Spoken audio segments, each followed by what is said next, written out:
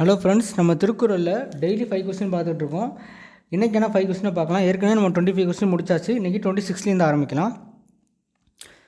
புத்தேல் உலக வாழ்க்கையை யார் உறுதியாக வாழ்வர் என்று வள்ளுவர் குறிப்பிடுகிறார்? Answer A. திருடாதார்.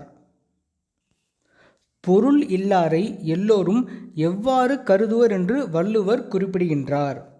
Answer C. எள்ளுவர். ஐம்புலன்களையும் அடக்கி ஆள்வதையும் ஐம்புலன்கள் விரும்புவனவற்றை எல்லாம் விட்டு விடுவதையும் எதற்குரிய இலக்கணமாக வள்ளுவர் குறிப்பிடுகின்றார்? Answer C. துறவு. தன்னிலை தவறாமல் தன்னைத்தானே காத்துக்கொண்டு வாழ்கிறவரை வள்ளுவர் யாருடன் ஒப்பிடுகிறார்? Answer C. கற்புக்கரசி.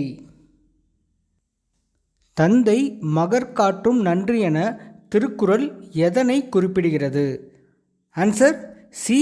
அவையத்து முந்தியிருப்பச் செய்தல்.